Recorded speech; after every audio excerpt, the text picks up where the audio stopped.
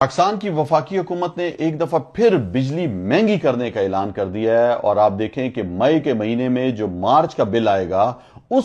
کو بھی مہنگائی جو نیا ریٹ ہے اس کے حساب سے بل دیے جائیں گے۔ یہ دنیا میں کہیں نہیں ہوا۔ آپ مہنگی آج بجلی کر رہے ہو، آج کے بعد کوئی یونٹ استعمال کرے گا اس پر مہنگی آپ بجلی کی قیمت لوگے، لیکن جو مارچ کا مہینہ ہے اس پر بھی اب انہوں نے پیسے کمانے ہیں اور غریب کا کوئی نہیں پوچھ رہا، عوام کی کوئی فکر نہیں ہے، اپنی عیاشیوں میں لگے ہوئے ہیں، اربوں روپے کے جہازوں میں گھومتے ہیں اور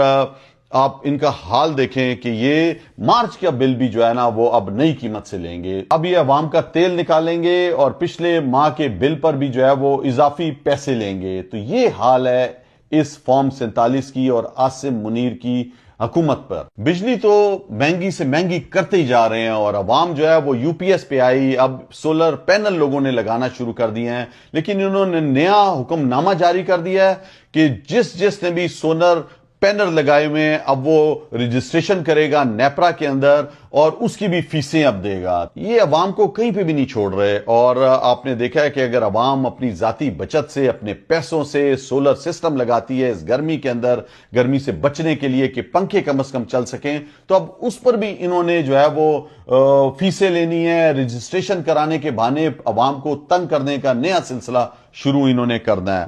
اب آپ نے دیکھا ہے کہ جو آئی پی پیز لگائی ہوئی ہیں، جو بجلی پیدا کرنے کے کارخانے ہیں جو گیس سے چلتے ہیں، نواز شریف کے گزشتہ ادوار میں جو بجلی بنانے کے کارخانے لگائے گئے جنہیں آئی پی پیز کہا جاتا ہے، آپ کو میں بتاؤں میرے پاکستانیوں کہ بغیر بجلی پیدا کیے ہوئے ایک unit in I P Ps نے نہیں بنایا، لیکن ان کو کیپیسٹی پیمنٹ کی مد میں